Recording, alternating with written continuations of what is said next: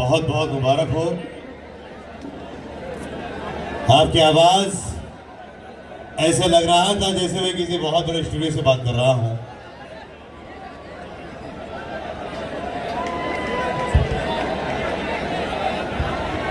अरे देखो देखो कौन आया,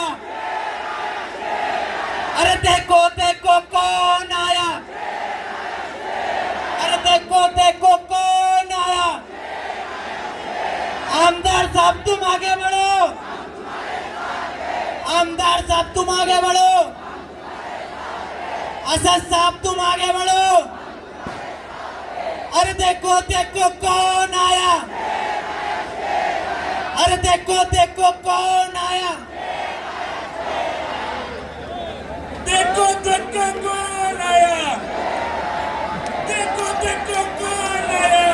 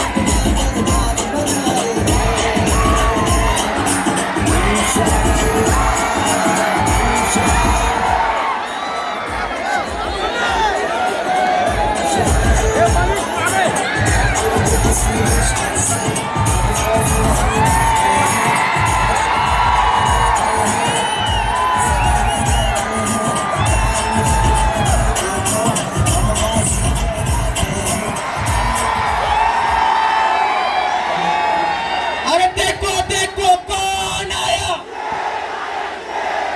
अरे देखो देखो कौन आया, अरे देखो देखो कौन आया।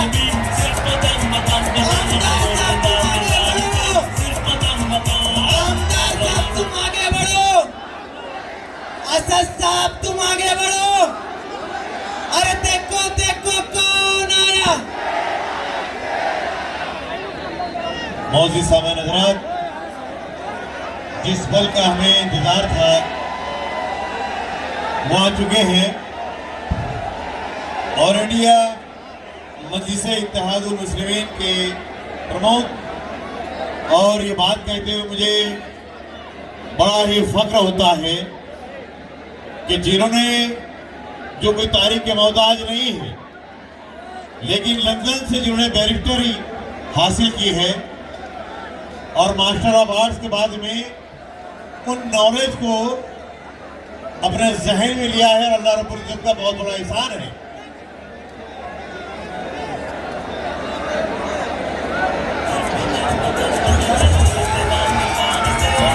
आमदार डॉक्टर फारूक शाह साहब,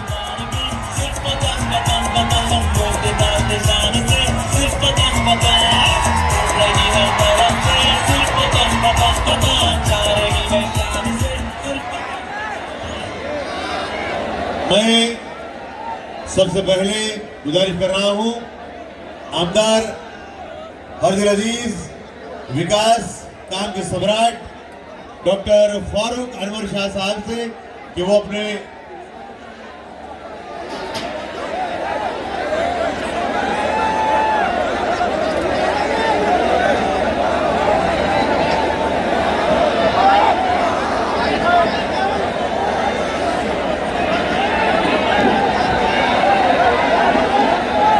शहबाज भाई यहाँ पर पहले बात करेंगे। शहबाज शाह से गुजारिश कर रहा हूँ और आप सबों से गुजारिश कर रहा हूँ कि कोई भी खामोशी इख्तियार करे, अल्लाह रसूल का ऐसे खामोशी इख्तियार करे। आपके सामने माइक पर शहबाज शाह साहब। अल्हम्दुलिल्लाहि रब्बिल आलमीन वस्सलातु वस्सलामु अला अशरफिल अंबिया'i वल मुरसलीन, अम्मा बाद। फ़अऊज़ु बिल्लाहि मिनश शैतानिर रजीम, बिस्मिल्लाहिर रहमानिर रहीम। क़ाला रब्बि इश्रह ली सदरी व यस्सिर ली लि अमरी वहलुल उक़दतम मिन लिसानी यफ़क़हू क़ौली। आज के इस अज़ीमुश्शान जलसा आम में तशरीफ फरमा मजलिस इत्तेहादुल मुस्लिमीन के सदर, हमारे आपके कौमी सदर जनाब बैरिस्टर असदुद्दीन ओवैसी साहब, स्टेज पर तशरीफ फरमा शहर अजीज के हर दिल अजीज रुकनी असम्बली, आप लोगों के उम्मीदवार, आपके दिल के उम्मीदवार जनाब फारूक शाह साहब हैदराबाद से तशरीफ लाए। हैदराबाद तेलंगाना असम्बली के रुकनी असम्बली जनाब माजिद हुसैन साहब और स्टेज पर बैठे हुए सभी काबिल एहतराम मेहमानान, मेरे सामने भीड़ की समंदरों की तरह जो भीड़ है, मेरे बुजुर्ग नौजवान दोस्तों, और जहां तक मेरी आवाज जा रही है मेरी इज्जतदार पर्दा नशीन माँ और बहनों, मैं आप लोगों को बताता चलूं कि मैं सबसे पहले आप लोगों का शुक्रिया अदा करना चाहूंगा। इसलिए आप लोगों का शुक्रिया अदा करना चाहूंगा कि आप लोगों ने गुज़िश्ता 5 साल पहले इसी जगह पर बैरिस्टर असदुद्दीन ओवैसी साहब की आमद पर बैरिस्टर असदुद्दीन ओवैसी साहब ने आपको ये गुजारिश की थी कि जनाब फारूक शाह साहब को विधानसभा में कामयाब करके भेजिए। मैं उसका शुक्रिया अदा करने आपके लिए दरमियान में आया हूँ। वो इनकलाब की चिंगारी जो आपने लगाई थी और आज जो इस धूलिया में हिंदुस्तान आजाद होने के बाद में 70 साल तक नहीं हो सका था, असदुद्दीन ओवैसी साहब ने 70 मिनट यहाँ दिए थे और भारत आजाद होने के बाद में पहली मर्तबा एक अक़लियती समाज के आमदार फारूक शाह साहब की शक्ल में कामयाब हुए। आप लोगों की दुआओं से, आप लोगों की मेहनतों से और असम्बली में गए। उसके बाद में आपने देखा कि आमदार साहब ने बिला तफरीक हर मज़ाहिब के लोगों के लिए, हर समाज के लोगों के लिए, सबके लिए तरक्याती कामों का जाल शहर भर में बिछा दिया। चाहे वो तालीमी शोबा हो तो आमदार जनाब फारूक शाह साहब ने उर्दू स्कूलों में डिजिटल क्लासरूम बनाकर दिए, हमारी स्कूलों के लिए हिफाजती दीवार तामीर करके दी और बहुत सारे काम कमलाबाई स्कूल के पास में पदचारी पुल बनाकर दिया, इलिम सरदारी स्कूल के पास में पदचारी पुल बनने वाला है। ऐसे तालीमी शोबों में आमदार साहब ने काम किया। खुद की एक स्कूल भी तामीर की जिसमें फ्री में बच्चों को एजुकेशन दिया जाता है। उसके बाद में आमदार साहब ने हेल्थ सेंटर में भी काम किया, नए सिविल हॉस्पिटल को भी किस तरीके से मुनज़्ज़म किया जाए, शादाब किया जाए, उसके लिए भी मेहनत की और जूनियर सिविल हॉस्पिटल जो बंद हो चुका था उसको भी 200 बेड की मंजूरी लाकर 43 स्पेशलिटीज के साथ में आपकी खिदमत के लिए मुहैया किया। तरक्याती कामों के बारे में मैं बताना चाहूँगा तो हमारे सड़कें तामीर की, गटरें तामीर की, हाईमास लाइट लगाए, हमारी ओपन स्पेस को वॉल कंपाउंड करके दिए, हमारे कब्रिस्तानों की हिफाजती दीवार करके दिए, हमारी मसाजिद मदारिस की हिफाजती दीवार करके दिए और आपके खिदमत के लिए वो आज भी आप लोगों के सामने है। हम आप लोगों के दरमियान फिर से एक मर्तबा उम्मीदवार बनकर आप लोगों की दुआ और वोट काम की बुनियाद पर मांगने आए हैं, आप विकास की बुनियाद पर, तरक्की की बुनियाद पर मांगने आए हैं। हमारे खिलाफ जितने भी उम्मीदवार हैं वो नफरत बांटकर हमको डराने की, हमको धमकाने की बात करते हैं, मगर मैं आपको बताना चाहूँगा कि जनाब फारूक शाह साहब ने जिस तरीके से मुसलमान इलाके में काम किया उसी तरीके से हिंदू समाज के भाइयों के लिए काम किया, दलित बंधुओं के लिए काम किया, सिख भाइयों के लिए काम किया, ईसाई भाइयों के लिए काम किया, आदिवासी भाइयों के लिए काम किया। आदिवासी समाज को हमेशा से दुर्लक्ष्य किया जाता था। हिंदुस्तान आजाद होने के बाद में पहली मर्तबा आदिवासी भाइयों की बस्तियों में काम हुआ जो आपके अंदर जनाब फारूक शाह साहब ने किया। हम तरक्की की बुनियाद पर, अगर आप लोगों को यह लगता है कि जनाब फारूक शाह साहब ने बेहतरीन तरीके से आपके तरक्याती काम दिए हैं तो मैं गुजारिश करूंगा आप फारूक शाह साहब का साथ दीजिए। अगर आप लोगों को लगता है कि जनाब फारूक शाह साहब ने 5 सालों तक बेहतरीन तरीके से आपकी क़यादत की है तो मैं आपसे गुजारिश करूंगा कि आप जनाब फारूक शाह साहब का साथ दीजिए। अगर आप लोगों को लगता है कि इस शहर के अंदर इसी तरीके से तरक्याती कामों का निजाम शुरू रहे, हमारे शहर में इसी तरीके से भाईचारा और इत्तेहाद और हिंदू मुस्लिम एकता कायम रहे, तो मैं आपसे गुजारिश करूंगा कि आप जनाब फारूक शाह साहब का साथ दीजिए। ये भीड़ का समंदर इस बात की दलील है, इस बात का सबूत है कि आपका साथ, आपकी दुआ जनाब फारूक शाह साहब के हक में है। मैं जनाब फारूक शाह साहब के और आपके दरमियान ज्यादा वक्त तक हाइल नहीं होऊंगा।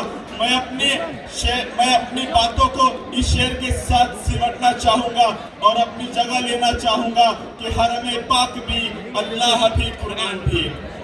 हरम पाक भी, अल्लाह भी, कुरान भी एक, क्या हर्ज होगा जो हो जाएंगे मुसलमान भी एक। वाखिरु व दावाना अल्हम्दुलिल्लाहि रब्बिल आलमीन।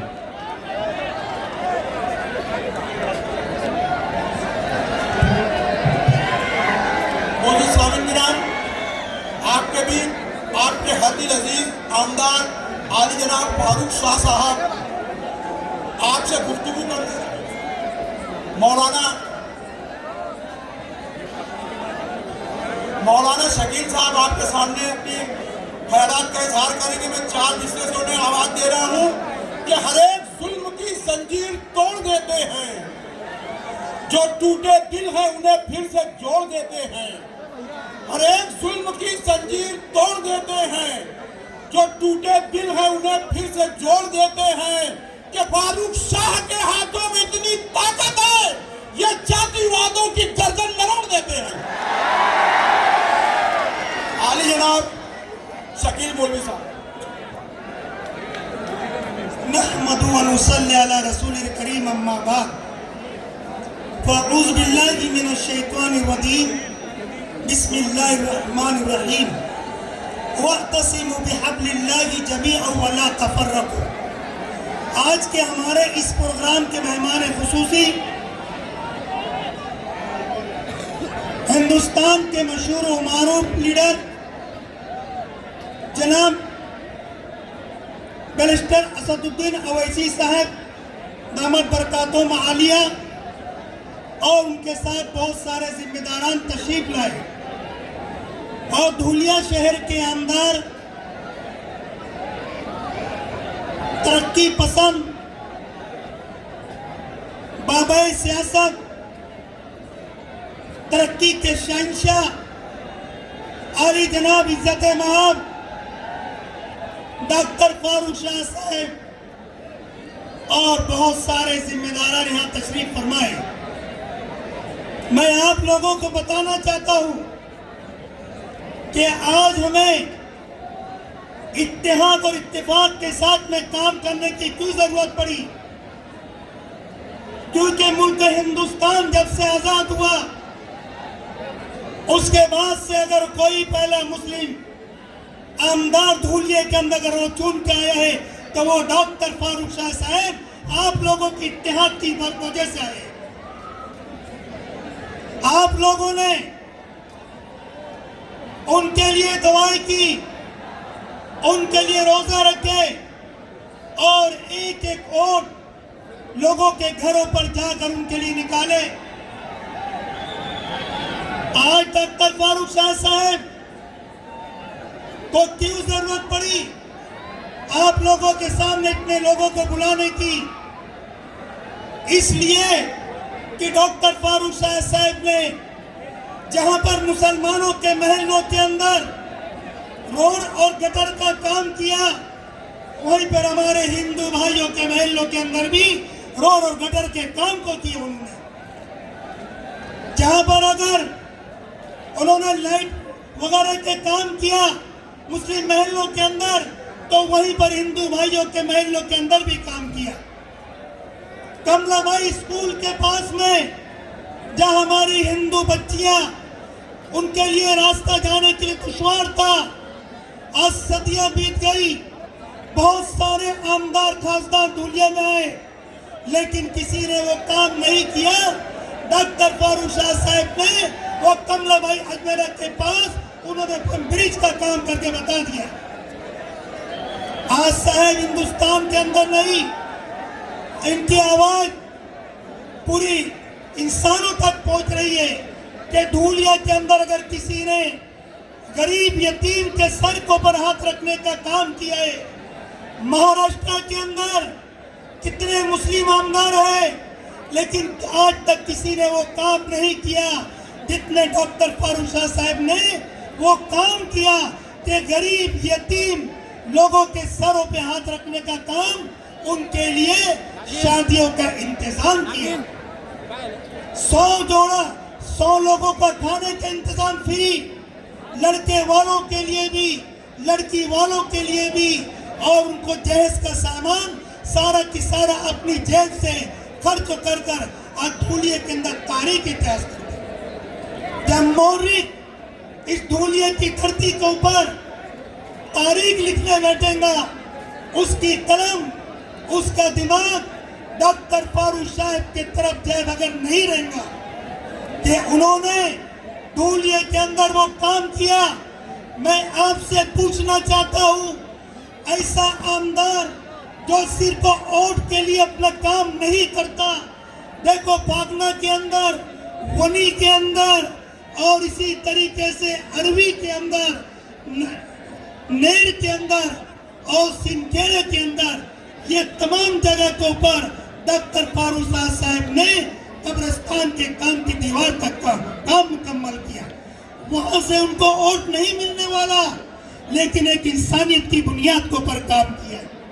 जहां पर कब्रिस्तान का काम किया, वहीं पर मंदिरों का काम किया, वहीं गुरुद्वारों का काम किया, वहीं चर्चों का काम किया, वहीं आदिवासियों का काम किया, वहीं पर दलित भाइयों का काम किया। ये इस तरीके से काम करने वाला इस धूलिया की धरती के ऊपर अगर कोई आमदार है तो डॉक्टर फारूक शाह साहब है दोस्तों। और मैं अपनी बात को आगे बढ़ाते हुए चलता हूं कि हमारे बीच जो हिंदुस्तान के कायद आए हुए हैं, जिनके ताल्लुक से आप लोगों को पता है, अगर पार्लियामेंट के अंदर अगर कोई हमारी आवाज है तो वो अवैसी साहब की आवाज है,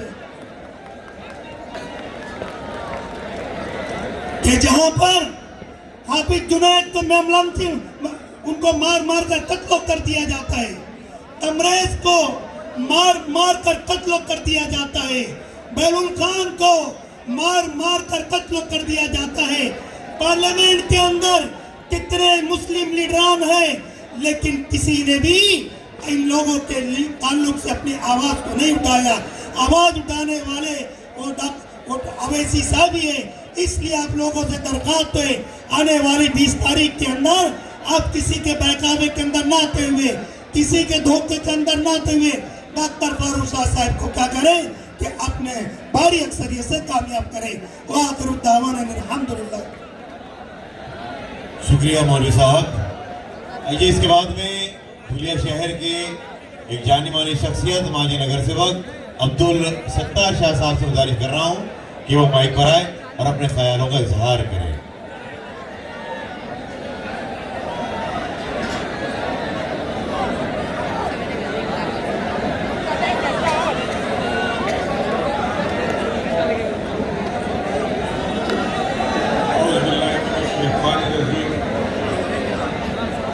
बिस्मिल्लाहिर्रहमानिर्रहीम।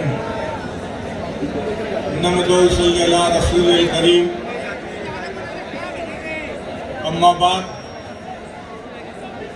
शुरू करतो बोलायला कृपालू आणि दयालू तुमच्या आमच्या पालनहार नावाने जो सर्व शक्तिमान आहे। आज जिनको सुनने के लिए आप यहां पर तशरीफ लाए हैं, वो पूरे भारत के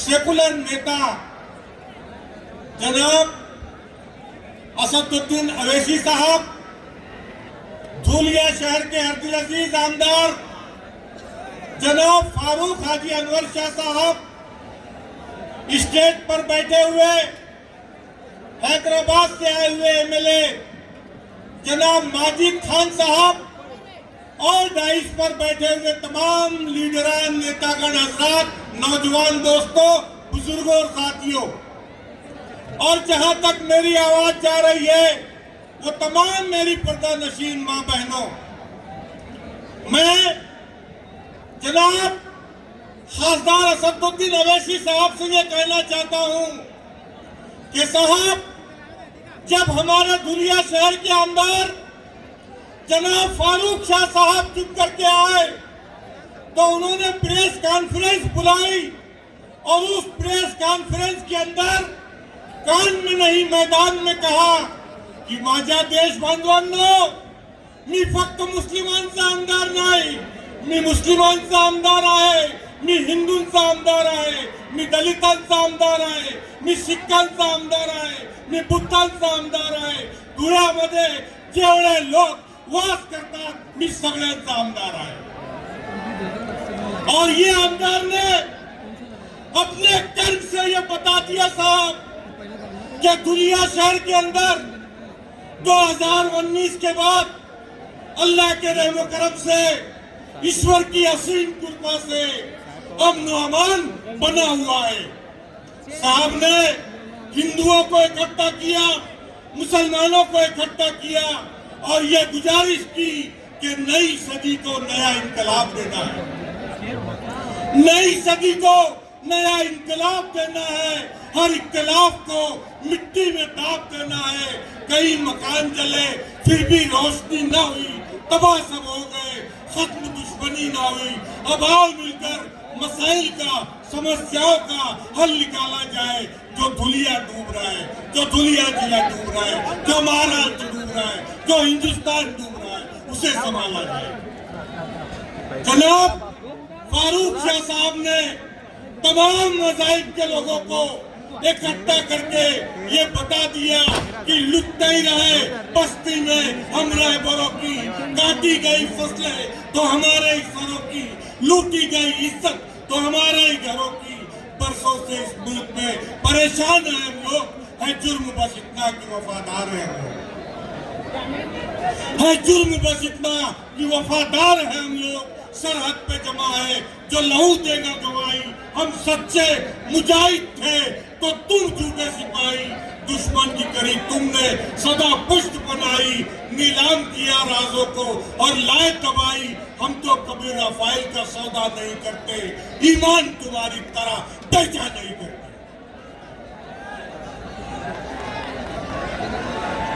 पंजाब को ये फसलों का धन किसने दिया है?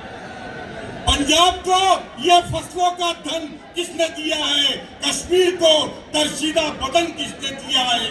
तारीख में हम चांद सितारे इन मिलेंगे, सुर्खी में सभी नाम हमारे इन मिलेंगे। तुम थक गए, हमने कभी हिम्मत नहीं हारी। बतलाओ बतलाओ ये धरती है हमारी कि तुम्हारी, बतलाओ ये धरती है हमारी कि तुम्हारी। आप तमाम लोग, तमाम भारत के सेकुलर लोगों के लीडर असद साहब को सुनने के लिए आए हैं, जनाब आमदार फारूक शाह साहब को सुनने के लिए आए हैं। मैं आप तमाम लोगों से गुजारिश करना चाहता हूं कि 20 तारीख को असद साहब के हाथों को मजबूत करने के लिए, फारूक आमदार साहब के हाथों को मजबूत करने के लिए पतंग को वोट दीजिए। और आपने मेरी बात को समाप्त फरमाया। वाह खुदा वालो, अल्हम्दुलिल्लाह रब्बिल आलमीन। जय हिंद, जय महाराष्ट्र।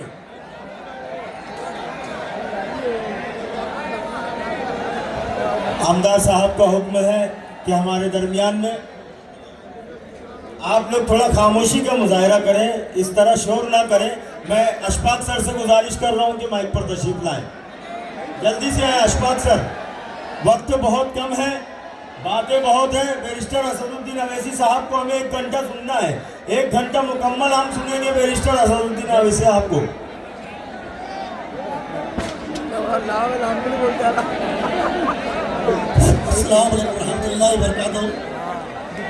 ये जो जलसा लगा हुआ है ये पहली मर्तबा नहीं है। 2019 में हमने ऐसा जलसा लगाया था, तारीखी जलसा बराबर। और उस वक्त हमारे दरमियान मौजूद बैरिस्टर असदुद्दीन अवैसी साहब ने कहा था कि आप फारूक शाह साहब को वोट दीजिए, उनको चुन कर आइए। और हमने रिकॉर्ड बनाया, हमने रिकॉर्ड बनाया और एक मर्तबा हमको रिकॉर्ड बनाना है।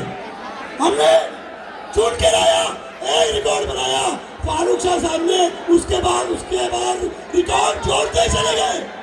पहला रिकॉर्ड महाराष्ट्र सरकार से 1300 करोड़ की निधि बुलाए पूरे महाराष्ट्र में। नासिक जलगांव जहाँ हमारी नानी रहती, जहाँ हमारे दादा रहते, जहाँ हमारा बड़ा घर है, वहाँ के आमदारों ने भी इतनी निधि लाया नहीं। तीसरा रिकॉर्ड सुनिए, तीसरा रिकॉर्ड ये दोस्तों, क्या उन्होंने धर्म के नाम पे हिंदू, मुस्लिम, सिख, ईसाई, दलित, सिख कोई फर्क नहीं किया दोस्तों, कोई फर्क नहीं किया। अब उसके बाद क्या हुआ, सारे लीडर डर गए, सब डर गए ना। अभी ये चौथा रिकॉर्ड है कि दुनिया के अंदर पहली मर्तबा फारूक शाह साहब से और आप लोगों से, ये जो चिल्ला रहे हैं इधर इनसे, ये जो चिल्ला रहे हैं इनसे, इन लोगों से इतने लोग डर गए, बहुत डर चुके हैं, इतने डर गए कि सब एक हो गए। क्या हो गए? सब एक हो गए। वो जानते हैं कि अगर हम थोड़ी गलती भी करेंगे तो हम डॉक्टर फारूक शाह साहब को हरा नहीं सकते। उनकी ताकत हमारी ताकत का उनको अंदाजा हो चुका है। और दोस्तों, जैसे भी यहाँ पर माजिद हुसैन साहब और शेख आदमी साहब जो बता रहे थे कि उन्होंने तरक्याती काम का जाल पूरे शहर में बिछा दिया, इसलिए हिंदू बहने खुलेआम मीडिया के सामने कह रही है, ओनली वन फक डॉक्टर पहुंचाना मत करना। एक नंबर सांगतो तो फारूक शाह येणार आहे। जेव्हा त्यांनी एक क्लिप पाहिली त्यांनी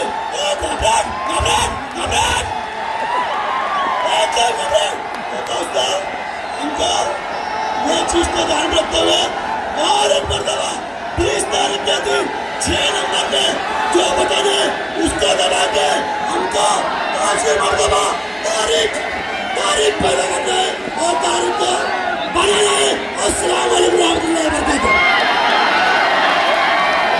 आइए, इंतजार की घड़ियां खत्म होती है कि बंद रखते हैं जबान, लब नहीं खोला करते, चांद के सामने तारे नहीं बोला करते, जाने जाते हैं इसी बात से दुनिया भर में, हम किसी और की बोली नहीं बोला करते। आली जनाब आमदार डॉक्टर फारूक अनवर शाह साहब को मैं आवाज दे रहा हूँ कि माइक पर तशरीफ लाएं और अपना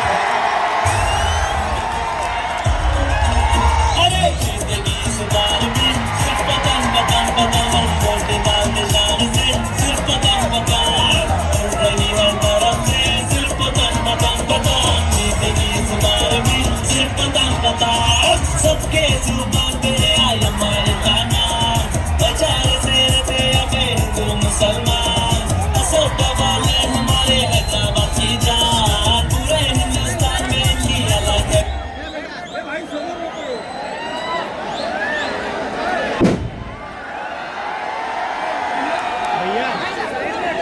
अरे पूरा रिकॉर्ड हो जाएगा।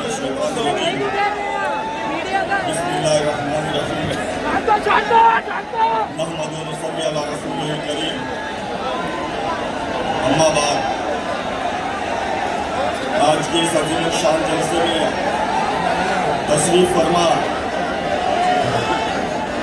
ऑल इंडिया मजलिस इत्तेहादुल मुस्लिमीन के कौमी सदर रहनुमाए कौम मिल्लत अलहाज बैरिस्टर असदुद्दीन साहब, मेरे साथी तेलंगाना के एमएलए माजिद हुसैन साहब, हैदराबाद के कॉरपोरेटर सोहेल कादरी साहब, स्टेज पर मौजूद मजलिस इत्तेहादुल मुस्लिमीन के सदर, जिला सदर नासिर पठान, शहर सदर मुख्तार बिल्डर, यहाँ पर मौजूद तमाम साथियों, बुजुर्गों, दोस्तों और जहाँ तक मेरी आवाज़ पहुँच रही है मेरी इज्जतदार माँ और बहनों, कि मैं रुका नहीं, मैं थका नहीं, किसी और के आगे झुका नहीं। मैं रुका नहीं, मैं थका नहीं, किसी और के आगे झुका नहीं। मुझे रब ने जो भी अता किया मैंने अपना फर्ज अदा किया। सामीन कराम, सबसे पहले आप तमाम लोगों का तहे दिल से शुक्रिया अदा करना चाहूंगा कि आज से 5 साल पहले इसी जगह पर, इसी स्टेज पर हमारे कौमी सदर बैरिस्टर असदुद्दीन साहब ने आप लोगों से गुजारिश की थी कि मुत्तहिद और मुत्तफिक होकर आप लोग मजलिस इत्तेहादुल मुस्लिमीन के उम्मीदवार को चुनकर दें। और आप लोगों ने उस बात पर अमल करते हुए मुत्तहिद होकर, मुत्तफिक होकर मेरे लिए दुआएं की थी, मेरे लिए मेहनतें की थी, मुझे अपने कीमती वोटों से नवाजा था। और अल्हम्दुलिल्लाह उसी की निस्बत पर इस शहर अजीज से पहली मर्तबा एक अक़लियती समाज का हमदर्द चुनकर आया। साथी, जिस वक्त मैं चुनकर आया तो जब हमारी चुनावी रैली चल रही थी, मैं इतराफ़ का जायजा ले रहा था, मैंने देखा कि हमारे नौजवान में बहुत जोश भरा हुआ था। उसके साथ साथ जो हमारे बुजुर्ग थे वो भी बहुत खुश नजर आ रहे थे। उसके बाद जो हमारी ख्वातीन का ये माहौल था कि उनकी खुशी का ये ठिकाना जो अपने हाथों में बेलन और थालियां लेकर जश्न मना रही थी। आप यकीन मानिए कि उस रात में सो नहीं पाया। मैंने अल्लाह रब्बुल इज्जत से इल्तिजा की, ये दुआएं की कि अल्लाह पाक ये जो लोग जिन्होंने मेरे लिए मेहनतें की, मेरे लिए दुआएं की, मुझे अपने कीमती वोट दिए, तो अल्लाह पाक इन तमाम लोगों ने मुझसे जितनी उम्मीदें लगाई है उन तमाम लोगों की तमाम उम्मीदों को मैं पूरा कर सकूं, ऐसी कुव्वत और ऐसी सलाहियत अता फरमाए। अल्लाह का लाख लाख शुक्र एहसान है। अल्लाह पाक ने मेरी दुआओं को सुना और मैंने अपना काम शुरू किया। आप लोगों ने देखा कि इससे पहले हमारे लोगों को सिर्फ इस्तेमाल किया जाता था। अक़लियती इलाकों में किसी ने भी कभी ध्यान नहीं दिया। सिर्फ 5 साल में एक मर्तबा वोट मांगने के लिए आया करते थे, उसके बाद 5 साल तक आप लोगों को नजर नहीं दिखाते थे। लेकिन आपके आमदार ने पूरी मेहनत और पूरी ईमानदारी के साथ आप लोगों के काम किए, आप लोगों के तमाम मसाइल को हल किए और आज उसी निस्बत पर आप लोगों के सामने अपनी मेहनताना मांगने के लिए मनीष, अरे बोलू नको ना तिथं, बोलू नको आप ना। लोगों से सवाल पूछना चाहूंगा। इसके पहले भी आप लोगों ने कई खासदार चुनकर दिए, कई आमदार चुनकर दिए, लेकिन 2019 में जिस वक्त आप लोगों ने मुझे वोट दिए, आप लोगों से पूछना चाहूंगा कि आप हक़ुल ईमान बताइए कि आपके एक एक वोट का पूरी ईमानदारी के साथ मैंने हक अदा किया या नहीं। साथियों, शहादत की उंगली उठाकर बताइएगा।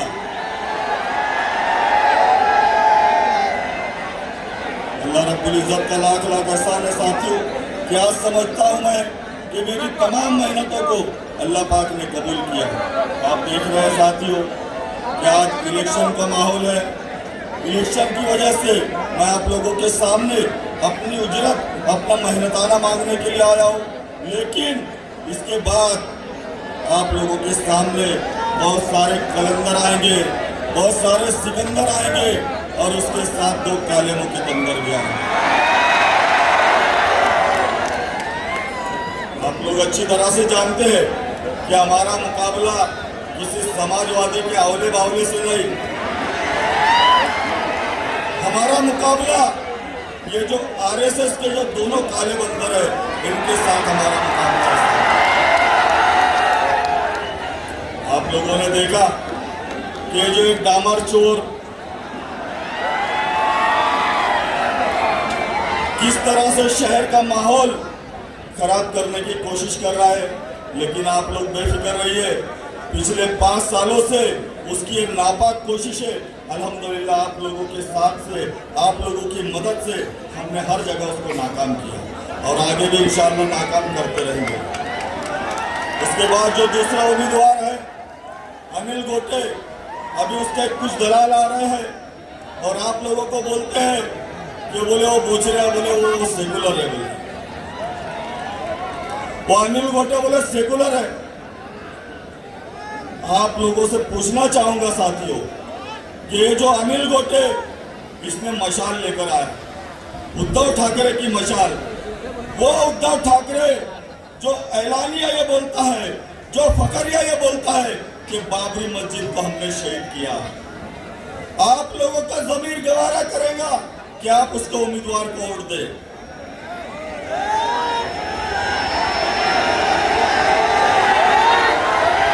तो साथियों, ये जो उम्मीदवार है अनिल गोटे, ये उद्धव ठाकरे का उम्मीदवार है और उसने भी हमारे स्टेशन रोड की मस्जिद को शहीद किया। आप लोगों को पता है, जिस वक्त स्टेशन रोड की मस्जिद को शहीद किया जा रहा था, हमारे कुछ मुस्लिम लीडरान गए उसके पास और उसको कहा कि अन्ना तुम आमदार हो, हमारी मस्जिद को तोड़ने से रोको। लेकिन वो बोचरा उस वक्त तो बोला करता था कि मैं तो आरएसएस का हूँ। क्या बोलता था वो? मैं आरएसएस का हूँ, मैं तुम्हारी कोई मदद नहीं कर सकता, और वो मस्जिद को तोड़ दिया गया साथियों। तो ये आप लोगों को बताना चाहूँगा कि अपना तो अपना होता है और बाकी सब झूठा सपना होता है। आप लोगों को मालूम है, जब हमारा इजलास चल रहा था असेंबली का, उस वक्त हमारे जो माजी आमदार एक्स MLA वारिस पठान साहब को वहां पर चंद कुत्तों ने घेर लिया और वारिस पठान साहब को बोला कि तुमको अगर हिंदुस्तान में रहना है तो तुमको ये कुफरिया कलमात कहना होंगे। लेकिन हमारे मजलिस के शेर ने वहां पर ये कहा कि अगर हमको शहीद भी कर दिया जाए तो हम लोग ये कुफरिया कलमात नहीं बोलेंगे। और उसी इजलास की बात आप लोग 2 मिनट सुन लीजिए, बोलूंगा इंशाअल्लाह। उसी इजलास में ये जो समाजवादी का नाम नेहाद सेकुलर लीडर अबू आसिम ये बोलता है कि मैं बहुत 30 मार खा हूँ। एक मरतबा उसने सिर्फ हिंदी में शपथ लिया, सिर्फ हिंदी में शपथ लेने की वजह से उसको वहाँ के आमदारों ने बहुत बुरी तरह से मारा, बहुत बुरी तरह से पीटा। तो ये फर्क होता है शेरों में और चोरों में।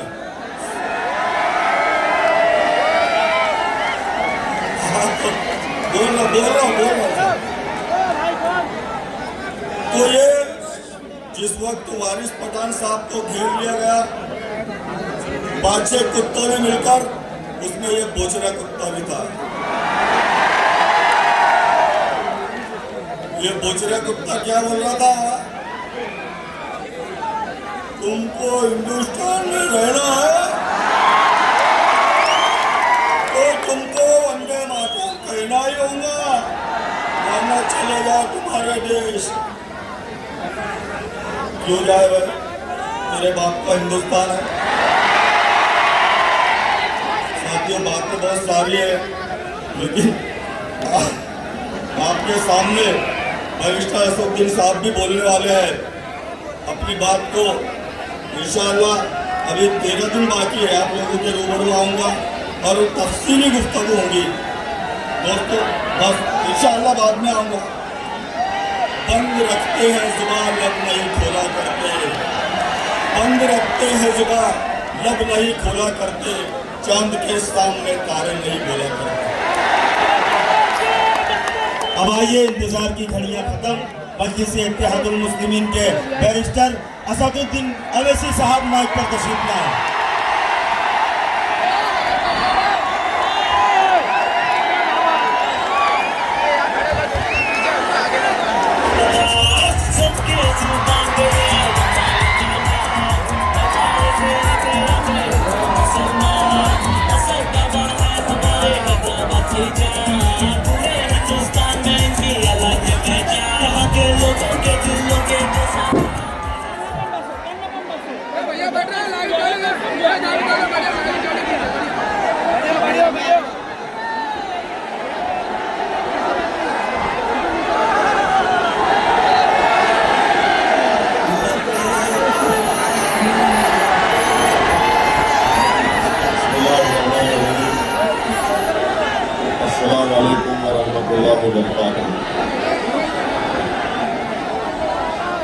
मौजूद हाज़िर-ए-किराम,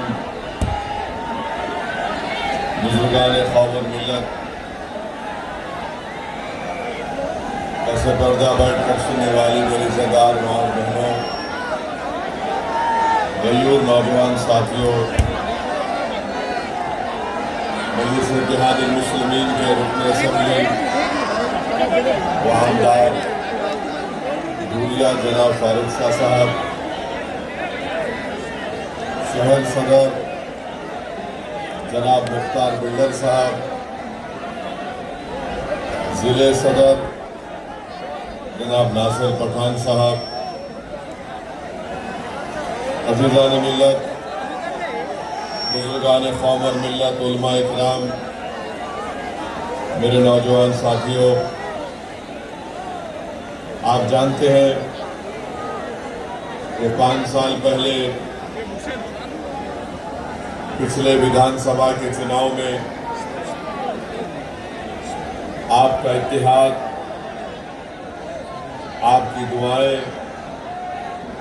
नौजवानों की बेलोस मेहनतें,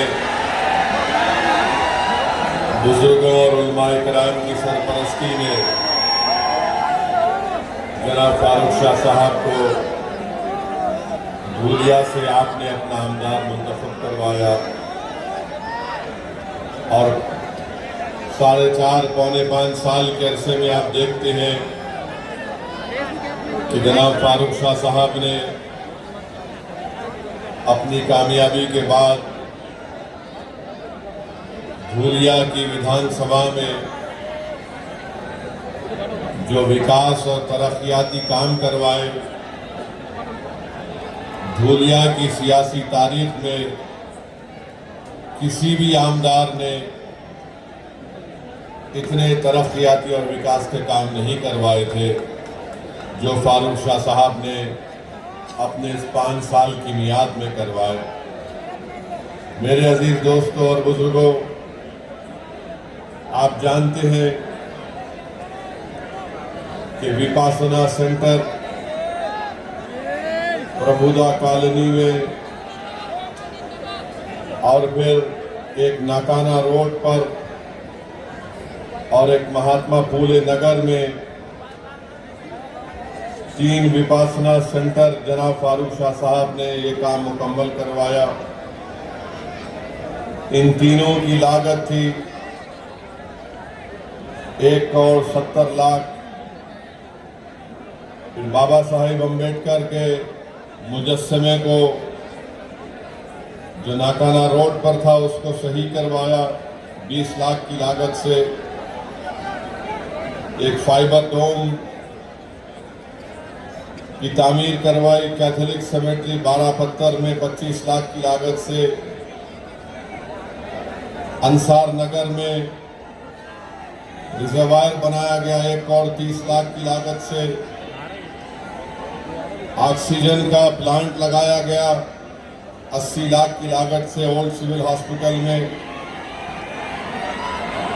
100 बेड का एक मैटरनिटी वार्ड धूलिया के गवर्नमेंट अस्पताल में 3 करोड़ की लागत से बनवाया।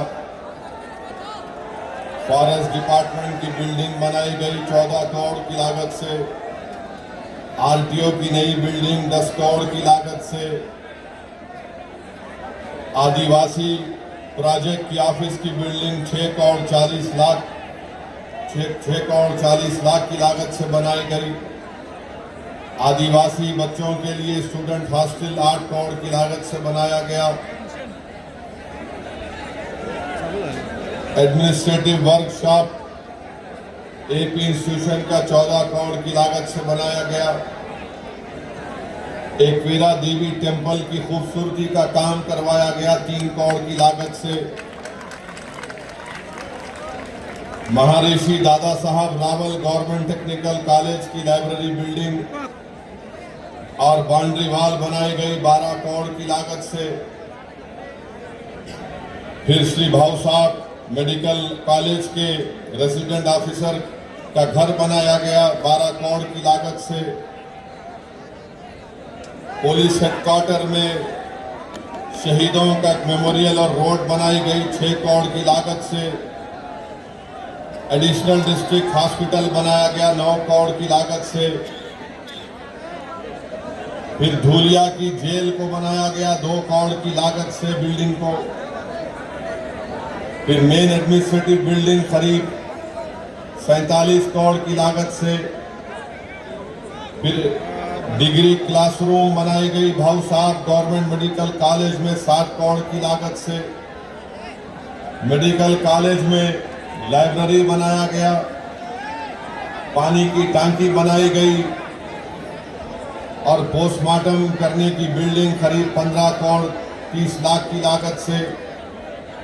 फायर स्टेशन MIDC धूलिया में बनाया गया 16 करोड़ की लागत से। पानी की सप्लाई MIDC धूलिया में 37 करोड़ की लागत से काम मुकम्मल हुआ। अक़लियतों के इलाकों में कब्रस्तान जो की दीवार मुगलई कब्रस्तान है उसको बनाया गया। फिर अंसार नगर का रिजर्वायर बनाया गया। एम्यूजमेंट पार्क सर्वे नंबर 436 में 5 करोड़ की लागत से बनाया गया। बड़ा मोमिन कब्रस्तान की दीवार बनाई गई 50 लाख की लागत से, 1 करोड़ की लागत से। फिर अनजान शाह दरगाह और कब्रस्तान में 2 करोड़ की लागत से काम करवाया गया। 40 गांव रोड पर कब्रस्तान की दीवार 75 लाख से बनाई गई। सीमेंट रोड, वजदाई रोड, कसबवाड़ा मस्जिद आगरा रोड पर 11 करोड़ की लागत से बनाई गई। फिर एक चौरस्ता बनाया गया यूनिटी सर्कल इत्तेहाद के नाम पर 30 लाख की लागत से। फिर कंपाउंड वॉल बनाई गई फकीर समाज पंचमंडल कब्रस्तान में 30 लाख की लागत से। फिर पानी की सहूलतें दरगाह सोनगीर में बनाई गई। कब्रस्तान की दीवार और रोड बनाई गई। मुराना पीर नेर में स्ट्रीट लाइट डाली गई। पानी का इंतजाम किया गया। धूलिया सोनगीर जिंदा मदरसा दरगाह के पास तो मुख्तलिफ काम जनाब फारूक शाह साहब ने करोड़ों रुपए के काम पूरे धूलिया में करवाए। अब आपके सामने ये है कि एक शख्स को जो धूलिया की आवाम ने अपना आमदार बनाया, आपके सामने बीजेपी का उम्मीदवार है, आपके सामने उद्धव ठाकरे का उम्मीदवार है और आपके सामने एक और उम्मीदवार है जिसका काम सिर्फ आपके इत्तेहाद को कमजोर करना है। मैं जानना चाहता हूं और मुझे यकीन है कि धूलिया की आवाम जो 5 साल में फारूक शाह ने डेवलपमेंट के काम करवाए, अब बीजेपी के उम्मीदवार के बारे में मुझे कोई बता रहे थे कि वो ये पुकार कर कह रहा है कि मैं मस्जिदों को ऐसा कर दूंगा। वो पुकार कर कह रहा है कि मुझे इनके वोट की जरूरत नहीं है। क्या क्या अनाप शनाप बीजेपी का कैंडिडेट बक रहा है। फिर उसके बाद आप देखें कि शिवसेना उद्धव ठाकरे का कैंडिडेट है। माशाल्लाह वो किसी एक जगह टिकने वाले नहीं है।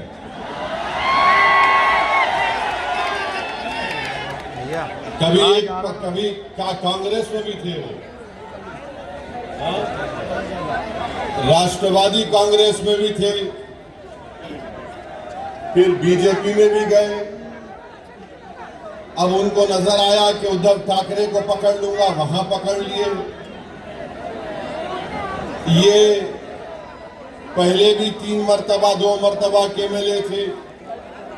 मैं बीजेपी और उद्धव ठाकरे की पार्टी के कैंडिडेट से हम जानना चाहते हैं कि तुम सिर्फ मुसलमानों से, सेकुलरिज्म से नफरत करते हो। बताओ धूलिया के लिए तुम्हारा क्या प्रोग्राम है? तुम धूलिया में क्या करना चाहते हो? तो दोनों के पास कोई प्रोग्राम नहीं है। दोनों यही चाहते हैं कि कुछ भी हो जाए, फारूक शाह दोबारा कामयाब ना हो। इनको एक ही चीज, रातों की नींद इनको हराम कर दी कि 5 साल में फारूक शाह ने कैसे इतने करोड़ रुपए के काम मंजूर करवा कर लाया। जो काम आज उद्धव ठाकरे का जो उम्मीदवार है वो 3 मर्तबा कामदार है, मगर वो कुछ काम नहीं कराया। आज जो बीजेपी का उम्मीदवार है वो तो सिर्फ नफरत की बात करता है, वो तो सिर्फ दिलों को तोड़ने की बात करता है। उसके पास जनता के विकास के लिए, धूलिया की तरक्की के लिए कोई बात उनके जबान पर नहीं आती। 5 साल में इस शहर में, इस विधानसभा में अमन रहा। यहां पर हिंदू मुसलमान के झगड़े नहीं हुए। यहां पर दलितों पर उनको इंसाफ दिलाने की फारूक शाह ने पूरी कोशिश की। आदिवासियों को उनका मुकाम दिलाने के लिए फारूक शाह ने मेहनतें की। धनगरों को उनका जायज मुकाम दिलाने के लिए फारूक शाह ने मेहनतें की। और हम आज भी कह रहे हैं कि महाराष्ट्र में जहां पर मुसलमानों में जो वो 13 जितनी कास्ट है उनको आरक्षण मिलना चाहिए, क्योंकि बॉम्बे हाई कोर्ट ने उसको मंजूर किया। हम वहीं पर कहते हैं कि हमारे मराठा भाई बहनों को भी आरक्षण मिलना चाहिए, हम उसके खिलाफ नहीं है। अब आप बताइए किस बुनियाद पर फारूक शाह की मुखालिफत करने ये लोग आ रहे हैं। मैं आपको बताना चाहूंगा मेरे अजीज दोस्तों और बुजुर्गों, फारूक शाह ने सिर्फ मुसलमानों का काम नहीं किया, फारूक शाह ने मुसलमानों का काम किया, हिंदू भाई बहनों का भी काम किया, दलितों का भी काम किया, हमारे बौद्ध मजहब के मानने वालों का काम किया, कोली बरादरी का काम किया, धनगर बरादरी का काम किया। ये काम मराठाओं के लिए फारूक शाह ने काम किया। मगर बीजेपी और शिवसेना के पास एक ही फार्मूला है, बस गाली दो तो ओवैसी को और फारूक शाह को गाली दो और उन दोनों के नाम पर वोट हासिल करो। अरे तुम कब तक मेरा नाम लेकर, तुम कब तक फारूक शाह का नाम लेकर वोट लोगे? अरे क्या तुम्हारे घर में कोई और नहीं दिख रहा हमारे सिवा तुम लोगों को? तुम्हारी पार्टी में कोई नजर नहीं आ रहा तुम लोगों को? नहीं, खाली ओवैसी को गाली दो, फारूक शाह को गाली दो, जितना गाली देना है गाली दो। मगर धूलिया की जनता ने देख लिया कि फारूक शाह ने जो काम किया वो काम धूलिया की तारीख में कोई विधायक, कोई आमदार नहीं किया था, सबका काम किया। बीजेपी आकर बोलेगी, मोदी जी बोलते हैं सबका साथ, सबका विकास, मगर आप बताइए, मैं पूछना चाहता हूं यहां के मुख्यमंत्री शिंदे से, फडणवीस से, ये हमको बताइए कि महाराष्ट्र से ये ड्राई पार्क का प्रोजेक्ट जो 3000 करोड़ का था वो गुजरात क्यों चला गया? बताओ शिंदे साहब, ये ड्राई पार्क का प्रोजेक्ट 3000 का कैसे गुजरात चला गया? बताओ मोदी जी, जो महाराष्ट्र को आकर अब चुनाव में शुरू कर देंगे लंबा लंबा फेंकना। ये टाटा एयरबस का प्रोजेक्ट 22,000 करोड़ का वो महाराष्ट्र से चला गया। वेदांता फॉक्सकॉन का प्रोजेक्ट 1,50,000 करोड़ का महाराष्ट्र से चला गया। ये मेडिकल डेवलपमेंट पार्क जो 424 करोड़ का था वो महाराष्ट्र से चला गया। आखिर हो क्या रहा है महाराष्ट्र में? ये देश का दूसरा बड़ा प्रदेश है। यहां पर किसानों के हाल ये करके रख दिया कि आज किसान के बेटे की शादी नहीं हो पा रही है महाराष्ट्र में। और अगर वो किसान मराठा रहे तो उसको और परेशानी हो रही है। इसीलिए मराठा लड़ रहा है आरक्षण के लिए। बताओ आखिर बीजेपी ने क्या दिया है महाराष्ट्र के लिए? अब मोदी जी आकर बोलेंगे मैं यूसीसी लगा दूंगा महाराष्ट्र में। आप देखना बीजेपी आकर बोलेगी नहीं नहीं, हम महाराष्ट्र में यूनिफॉर्म सिविल कोड को लाएंगे। हम पूछना चाह रहे ये टाटा एयरबस का प्रोजेक्ट कहां गया? तो मोदी जी बोलेंगे यूसीसी ला लूंगा। जब महाराष्ट्र का मराठा पूछ रहा है, महाराष्ट्र का किसान पूछ रहा है आज हम इतने परेशान क्यों हैं, आज हम इतने गरीब क्यों हैं, मखरूज क्यों हैं, तो मोदी जी बोलेंगे भाइयों बहनों लव जिहाद हो रहा है। आप बताइए महाराष्ट्र में इतना बड़ा प्रदेश, मगर इसके बारे में बीजेपी के पास कोई प्रोग्राम नहीं है। आप देखते हैं कि महाराष्ट्र में बाबा सिद्दीकी का कत्ल कर दिया गया, गोली मारकर मुंबई में बाबा सिद्दीकी को गोली मार दी गई। क्या हो रहा है महाराष्ट्र में कि 3 बार का एमएलए बाबा सिद्दीकी उसको गोलियां मार देते हैं, 6-6 गोलियां मारते हैं। बताओ नरेंद्र मोदी, बताओ अमित शाह, बताओ शिंदे, बताओ फडणवीस, कैसे बाबा सिद्दीकी की मौत हो गई? अरे बताओ अजीत पवार, वो तो तुम्हारी पार्टी का था, तुम अपनी पार्टी के आदमी को नहीं बचा सकोगे तो तुम अपने आप को कैसे बचाओगे? नहीं नहीं, हम इतने दिन में पकड़ के दिखाएंगे। किसको पकड़े तुम? कहां है पकसल करने वाला? तो हर 2 दिन को मीडिया में आता पुलिस वहां गई, पुलिस यहां गई, पुलिस वहां गई। अरे क्या महाराष्ट्र की पुलिस बड़ी काबिल पुलिस है? महाराष्ट्र के पुलिस का इंटेलिजेंस नेटवर्क बहुत स्ट्रांग है, मगर क्योंकि मोदी का राज है इसलिए महाराष्ट्र की पुलिस को कमजोर करके रख दिया गया। और इसी कमजोरी की वजह से आज आप देखते हैं कि जुल्म पे जुल्म हो रहा है, जुल्म पे जुल्म हो रहा है। बाबा सिद्दीकी को क्यों मारा गया? किसी के पास जवाब नहीं है। कोई बोलता है कोई जेल में बैठा है उसने मार दिया, कोई बोलता है नहीं वो फुला झगड़ा था उसने मार दिया। अरे सवाल ये पैदा होता है कि मारने वाले के पीछे दिमाग किसका है? वो दिमाग कौन है? तो बोलेंगे नहीं नहीं, हम देख रहे हैं, कोशिश कर रहे हैं।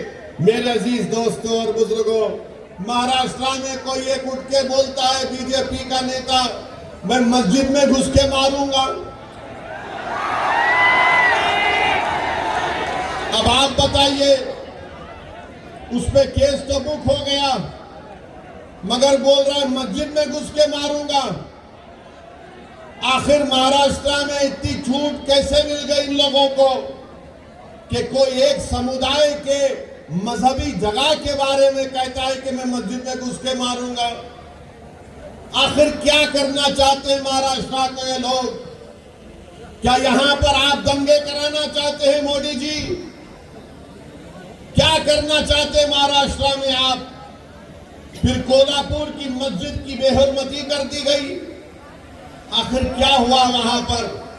कौन है उसके पीछे? फिर आप ये भी देखते हैं कि कोई एक फुला शख्स है,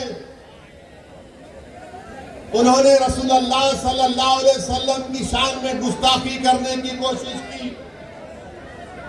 उनके बाजू खड़े हो जाते हैं शिंदे और बोलते मैं इनके साथ हूं। अरे आप उनके साथ हैं या महाराष्ट्र के जनता और भारत के संविधान के साथ है? बताओ शिंदे। कोई खड़े होकर अनाप शराब बकता है, कानून उसके ताल्लुक से कहता है कि किसी को भी इजाजत नहीं है कि वो किसी मजहब के बारे में अनाप शराब बके। और सारी दुनिया जानती है कि इस्लाम के मानने वालों के लिए प्रॉफेट मोहम्मद सल्लल्लाहु अलैहि वसल्लम हमारे जिस्म से अगर पूरा खून भी निकल जाए तो हमारे लिए कम है। वो है हमारे लिए प्रॉफेट मोहम्मद सल्लल्लाहु अलैहि वसल्लम। मगर कोई एक्शन नहीं लिए, खाली एक रस्मी केस बुक कर दिए और बोले ने केस बुक हो गया। जो मजलिस को बी टीम बोलते, कोल्हापुर का एमपी उनकी बहू ने विड्रॉ कर लिया, शिंदे को नमस्ते कर लिया। अब बी टीम कौन हुए बताओ? अब बी टीम कौन हुए बताओ आप? जिस शख्स ने रसूलुल्लाह सल्लल्लाहु अलैहि वसल्लम के खिलाफ अनाप शनाप बका, पूरे महाराष्ट्र में पूरे बड़े बड़े लोग थे ना जो अपने आप को सेक्युलर बोलते हैं, जो अपने आप को मसीहा मानते हैं, जो कहते हैं कि हम है ना तुम्हारे लिए, तुम क्यों डर रहे?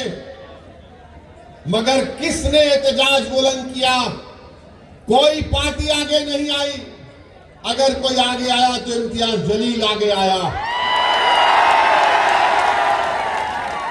इम्तियाज जलील ने कहा कि हम जुलूस निकालेंगे, हम औरंगाबाद से बंबई जाएंगे। तो ये जो हमारे वोटों को तोड़ने वाले लोग हैं,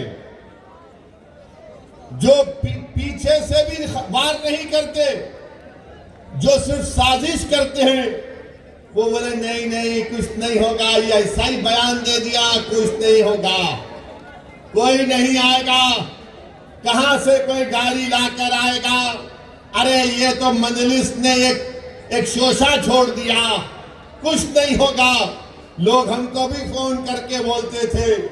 मैंने उन नौजवानों से कहा कि जब तारीख का ऐलान हो चुका है, अब हम वापिस नहीं जाने वाले हैं। बात शुरू हो गए, नहीं नहीं मजलिस दंगा कराना चाहती है, मजलिस दंगा कराएगी। हमने कहा दंगा कराने के लिए हमने कॉल नहीं किया। रसूलुल्लाह सल्लल्लाहु अलैहि वसल्लम रहमतुल लिल आलमीन है, वो रहमतुल मुस्लिमीन नहीं, वो तमाम आलम के लिए रहमत है। He is the profit of Mankind, वो रहमतुल आलमीन है। और हम रहमतुल आलमीन के नाम पर दंगा नहीं कराते, ना कभी कराए ना कभी होने देंगे इंशाअल्लाह ताला।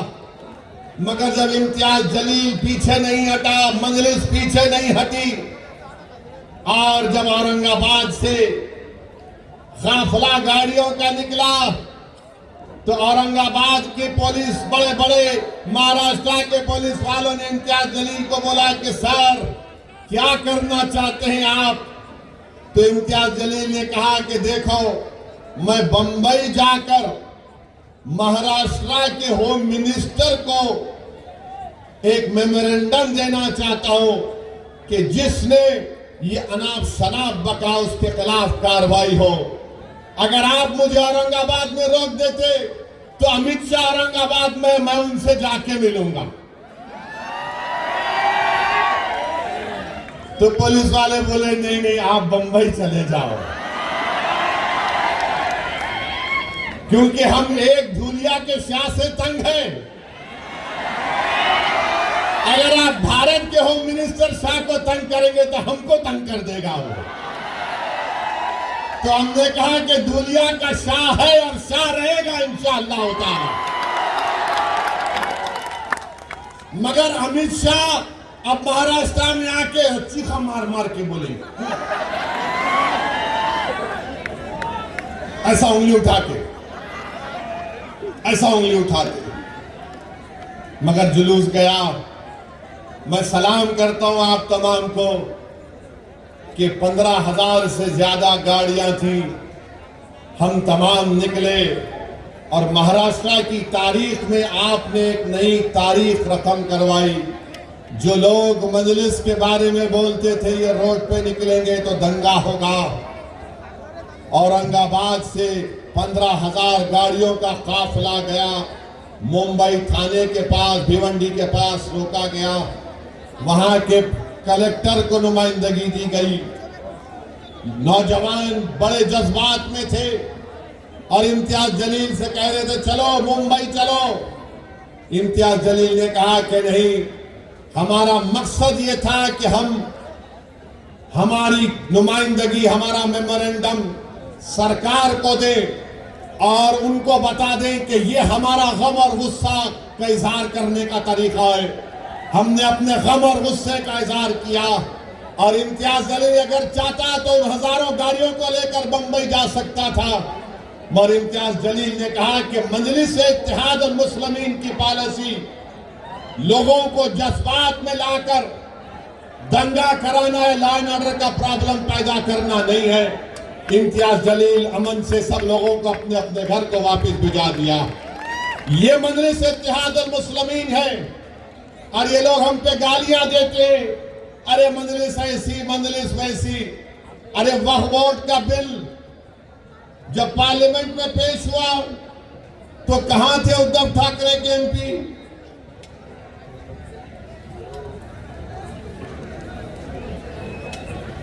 मेरे भाई, जब वक्फ को खत्म करने का बिल पार्लियामेंट में पेश हुआ, उद्धव ठाकरे के एमपी तो नहीं थे।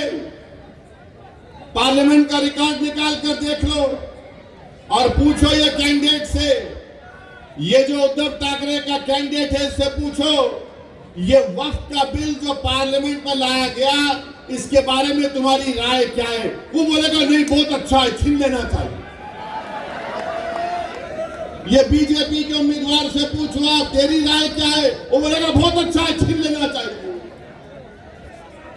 यानी दोनों की राय एक ही है। मुझे कोई बता रहे थे कि उद्धव ठाकरे का जो कैंडिडेट है, जब आरएसएस के मोहन भागवत उनके घर पे गए थे, मोहन भागवत उद्धव ठाकरे के कैंडिडेट के घर पे जाके चाय नहीं बल्कि अच्छा खासा बैठकर आए। अब आप बताइए, हमको इल्जाम लगाते हम बी टीम है, ये बीजेपी के उम्मीदवार साहब हैं, अभी चुनाव लड़ रहे हैं, एक से एक बात करते हैं, अनाप शनाप बकते हैं। मकसद क्या है कि इलेक्शन को हिंदू मुस्लिम बना दो, दुनिया की गरीब जनता की बात ना हो, मराठा रिजर्वेशन पे बात ना हो।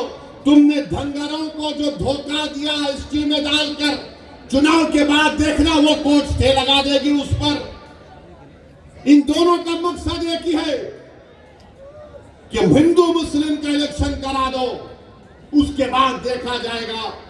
मुझे यकीन है कि यहां की जनता ना बीजेपी को इसमें कामयाब होने देगी, ना उद्धव ठाकरे के कैंडिडेट को इसमें कामयाब होने देगी।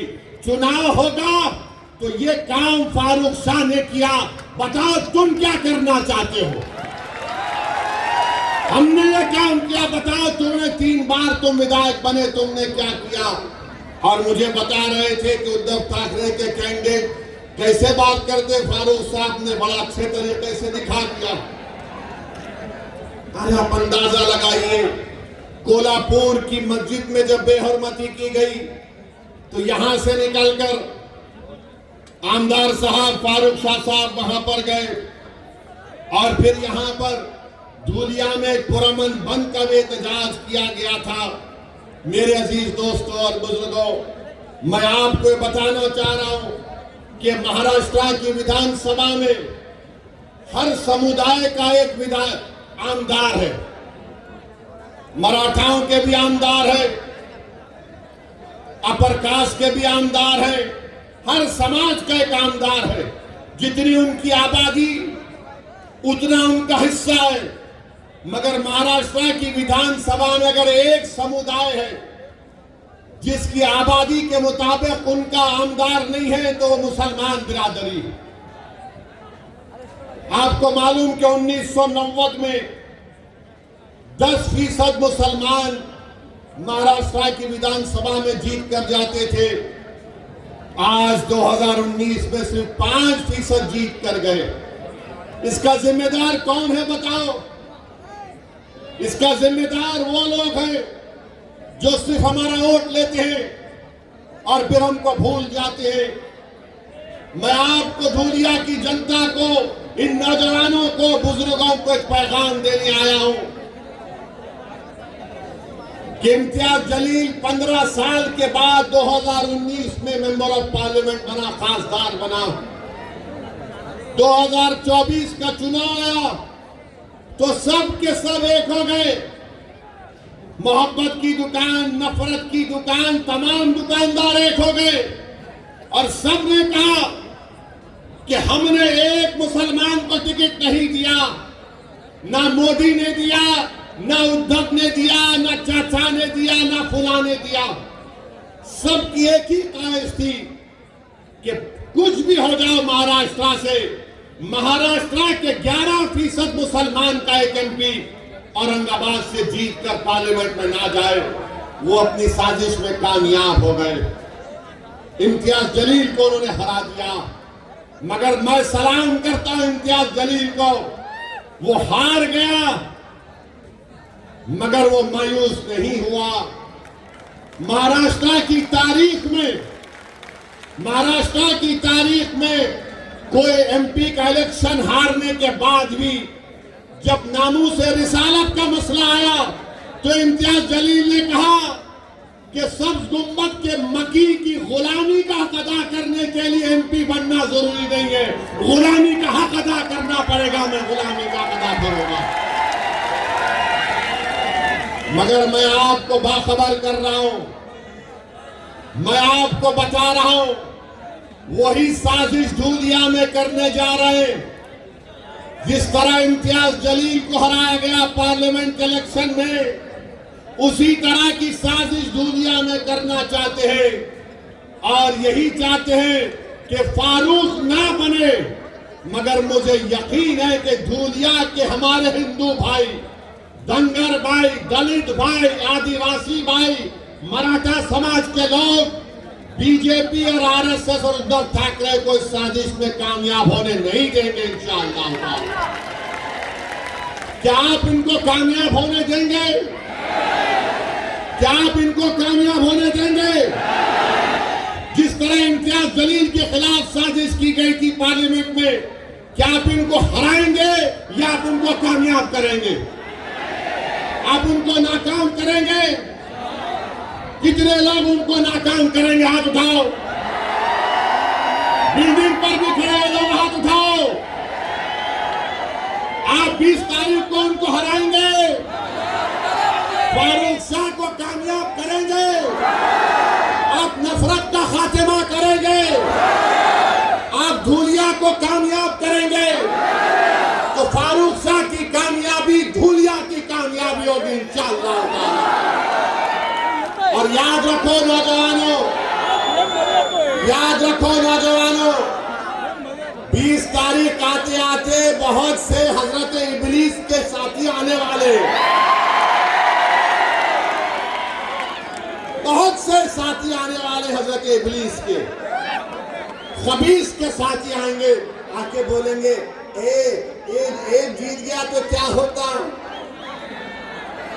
बोलेंगे एक दो जीत गए तो क्या होता। तो उनको आप बोलना, हमारा एक ही है, भारत की पार्लियामेंट में पूरों पे भारी है,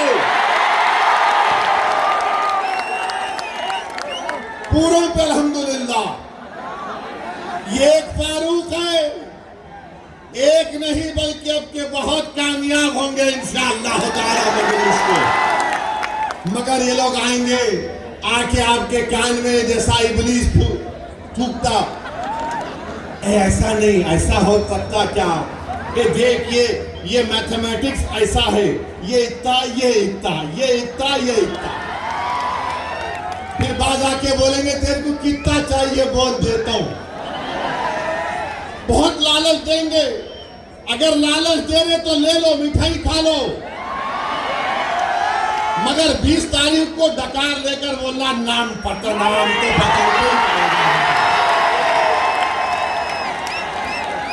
कोई बात नहीं, मिठाई खाना, मीठा खाना अच्छा है, बुरी बात नहीं है। मिठाई खाओ, क्या क्या खिलाते खाओ, मगर याद रखो तुमको 20 तारीख को पतंग को ही बटन दबाना है। तुमको जिस तरह इम्तियाज जलील को धोखा देकर शिकस्त दी गई, उसका जमहूरी तरीके से आपको यहां पर संविधान के दायरे में रहकर बदला लेना है। और फारूक शाह माशाअल्लाह बड़े काबिल है। मैं आज तक नहीं समझ पाया कि 5 साल में कितने 500 करोड़ लाया, 1300 करोड़। ये कौन सा वजीफा फारूक शाह करते जाते नहीं माने। 1300 करोड़ खाली 5 साल में। ये क्या नाम है ये उद्धव ठाकरे कैंडिडेट का?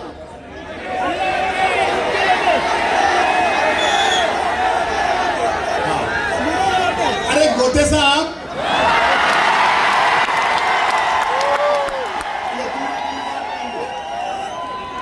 तुम 3 बार के आमदार हो, तुम 13 करोड़ का काम नहीं करा है यहाँ पर। 3 बार का आमदार है, 13 करोड़ के काम नहीं करा है धुलिया के विकास के लिए। फारूक शाह 5 साल में 1300 करोड़ करा दिए। अब बीजेपी के उम्मीदवार है, अब उनको खाली गाली दे रहे मेरे को, ये ऐसा वो ऐसा, वक्फ का हम वो ले लेंगे, हम मस्जिद ले लेंगे, हम कब्रिस्तान ले लेंगे, हम खानखा ले लेंगे, हम फुला ले लेंगे। अरे भाई साहब, आप क्या क्या लेना चाहते, क्या क्या लेना चाहते आप? याद रखो, हम भी ले सकते, तुम्हारी याद रखो। 20 तारीख को हम लेंगे, क्या लेंगे वो तुमको मालूम। 20 तारीख को हम लेंगे, क्या लेंगे? धुलिया की सीट फारूक शाह के लिए लेंगे इंशाअल्लाह। ये कोई बात है? मैं बीजेपी का हूं, मैं ये ले लूंगा, मैं वो ले लूंगा। अरे आप क्या बादशाह सलामत है, उंगली रखते कि मेरी हो जाती। अब वक्त बोल रहे हम मस्जिद ले लेंगे। मेरे को पार्लियामेंट में बीजेपी के एमपी मिले गलती से, वक्त बिल के बारे में मेरे को बोले ए ओवैसी। मैंने पूछा बोलो प्यारे, बोले क्या तुम वक्त बिल के बारे में इतना बोलते? अरे यार, तुम जाके खेत में नमाज पढ़ते, वो तुम्हारी वक्त हो जाती। तुम बैठ के कुरान पढ़ते, वो जगह तुम्हारी वक्त हो जाती। मैंने बोला तुमको गलत है। तीसरा भी एक है। बोले क्या? मैं पार्लियामेंट में भी कभी कभी नमाज पढ़ जाता तो मेरी हो जाती। कोई बात है? कोई बात है? बोलो आप भाई। उर्दू की एक कहावत है, दखनी कहावत है कि मामू की दुकान पे नाना की फातिहा बोलते ना। अरे जब तक मेरी प्रॉपर्टी नहीं रही, मैं वक्फ कैसे करूंगा? मगर मोदी जी फैला दिए और वक्फ नहीं। भारत सरकार में इंडियन आर्मी के बाद सबसे ज्यादा जायदादें वक्फ बोर्ड के पास है। मोदी जी आप एक काम करना मेरा, और ये जो बीजेपी का कैंडिडेट है उसको भी बोल रहा हूं मैं, मुंबई में एक बहुत दुनिया के अमीर तरीन आदमी का बहुत लंबा घर है।